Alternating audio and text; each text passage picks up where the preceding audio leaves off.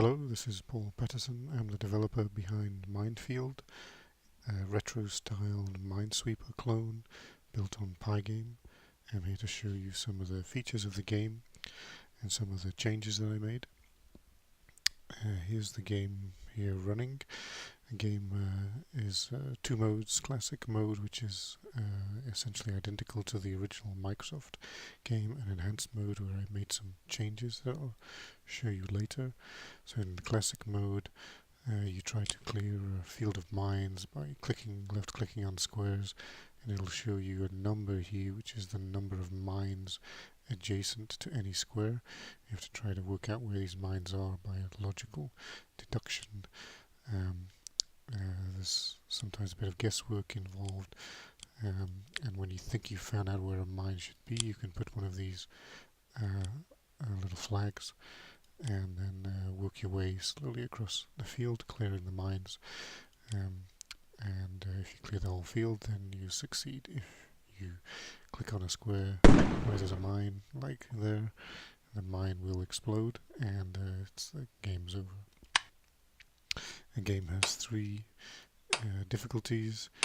And different difficulties have different size minefields, different numbers of mines in there.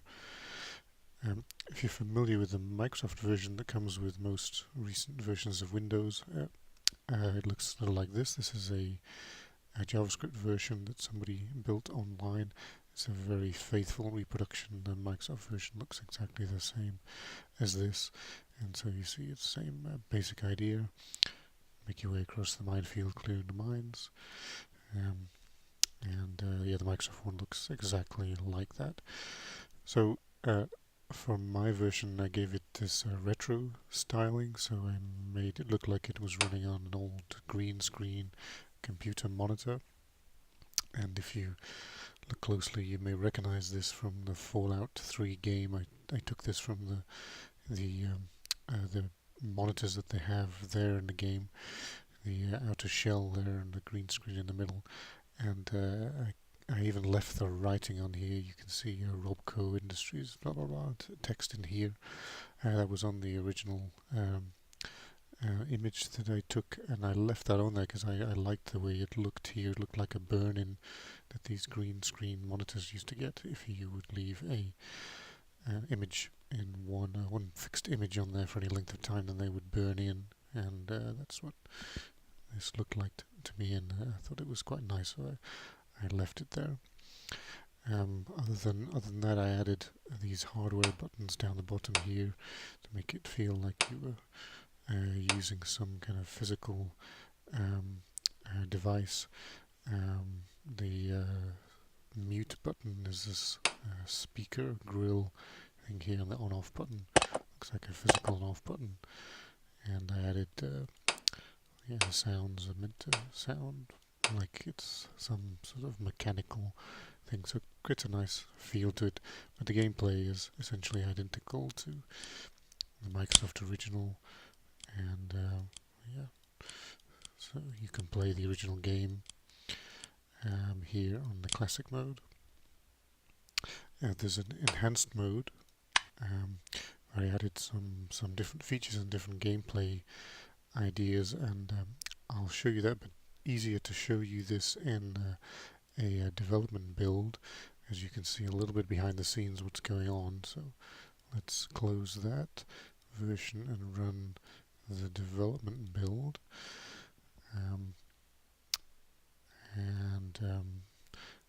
quickly switch back to classic. So normally you wouldn't see this view.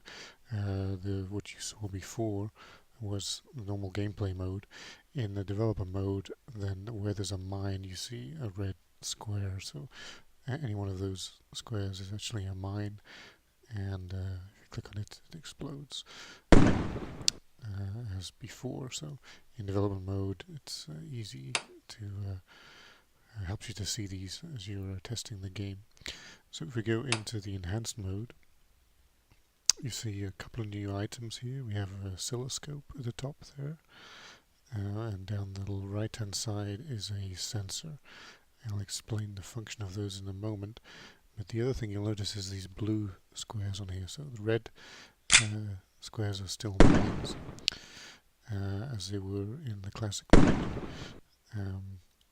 But these blue squares are what I call triggers, and so what a trigger does is, if you would left click on a trigger, then any mines that are adjacent to it will become activated. And you see there, this is flashing red. Now if I put a flag on there within a few seconds, then everything is good. If I don't make it in time, I have to reset the game to get another one here. If I don't make it in time putting a flag there, then the mine will explode. So let's click on this blue here. This is going to flash for about 3 seconds, I think. If I don't get to it in time, then the mine will explode. So normally, of course, you don't see either the mines or the triggers, and the effect of these triggers is that it creates a nice sense of urgency that crops up occasionally in the game. So in classic mode, you just can gradually work your way at your own speed across the minefield, clearing mines. But with these triggers, every so often you'll hit one, and then you'll suddenly have to act quickly and clear the mines within a few seconds. Particularly on the medium and hard levels, it can be a fair number of these mines that are activated, and you've got to quickly flag them, and so it creates a nice change of pace in the game. Start again now, and I can show you these two other features here. So on the right is what I call the sensor, and that measures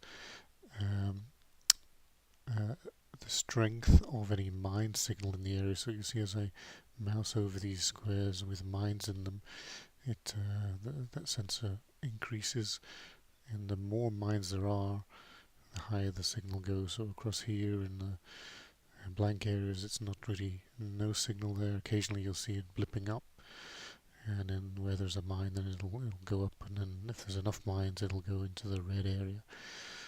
So you can use this to give yourself a bit of a speed boost clearing the minefield, because you can get an idea of where the mines are and where there are blank areas, and if you click in a blank area, then it will quickly clear a big area of the minefield. Oops, and there you saw the triggers going. You have to quickly flag the mines. So the sensor helps you to clear big areas. And then at the top here we have the oscilloscope. Let me just reset the game here and show you the oscilloscope. So the oscilloscope shows you whereabouts a mine is. So that's when you're in an area where there are no mines, then the oscilloscope is just horizontal. But if I come down close to this mine here and I sit in the square below it, I get a strong signal in the middle of the oscilloscope. I move across to the side, you see how the signal moves to the side, and if I move up, it moves further to the side. So based on where that signal is, I can get an idea of where there are mines close by. So you can see when the mine is behind you, as in down, you get this peaks right at the edge of the display in here. So based on that signal, you can tell where there is a mine. So that's relatively easy to do. When there's one mine there, the signal gets more complex. When there are multiple mines, it's the same signal, just superimposed. So here you get a strong signal when the mine is ahead of you. When there's let's use here, there's a mine ahead of us, but also one to the left, and that gives us a broader signal than just the mine ahead like that. So eventually you can start to use this signal here to diagnose where the mines are. And again, the combination of this sensor and the oscilloscope can potentially, if you learn it, can help you go quicker across the minefield, and particularly in the areas where there can be ambiguity, because if you play the game, you'll notice that sometimes the numbers don't exactly tell you where the mine should be, and you can use these two controls to help you get a better picture of where they are, and you can use that to speed up your time and clear the field in a quicker length of time. There's one other feature that I added to the game. It seems like a very small one, but it's it's neat. What I noticed when you play the game is that when you have a blank screen and you're first gonna place your click on your first screen, you've got no real idea where to click. It's totally random, and sometimes you can click on a mine the first go, it'll explode and you lose the game, and that doesn't seem very fair. The user doesn't really have any chance. They're just going to lose the game in one click, and so that's not fun. So what I do is if you accidentally click on a mine on the very first click, and then it will secretly move that mine to some other square so that you don't lose the game on the first click. So this is a brand new game here, so let me show that happening. If I click on this square, the mine actually moved down here. I'm not sure if you saw that, but there was a mine there. I left click, it moved down here because it was the first go. I'll reset the game here, show you that again. So let's click here, and it didn't explode the mine.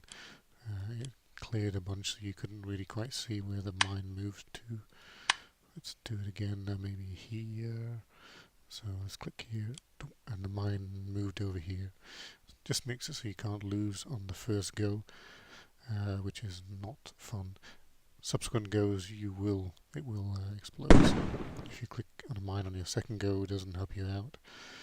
You're on your own. But again, just another small feature that I added in there just to help you out.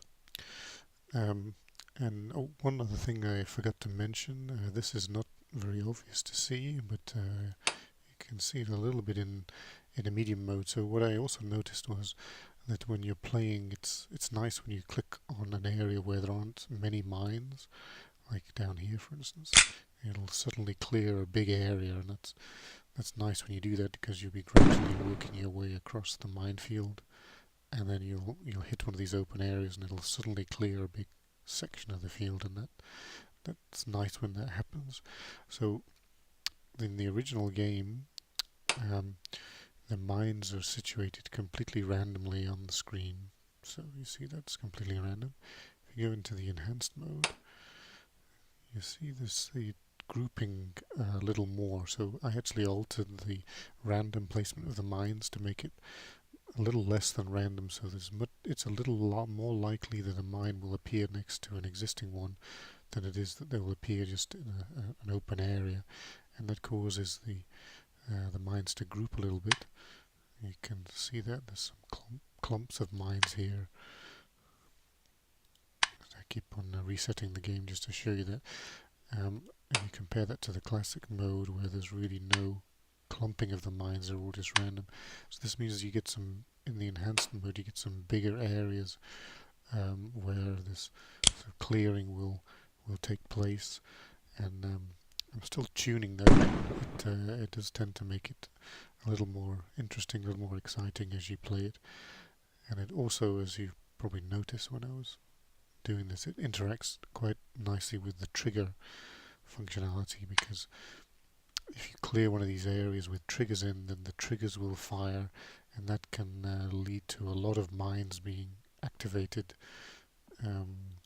Here, for instance, now I suddenly have to clear these 5 mines, and oops, I didn't do it in time, so it adds again another layer of interest and excitement to the game. So just another tweak to the gameplay. I'm still tuning it to get the right settings for those, but those are the changes I made to the game. So anyway, you can download the game and play it for yourself on from the website, link in the video, or from the Pygame website. So have fun, and let me know if you have any comments or suggestions. Thanks.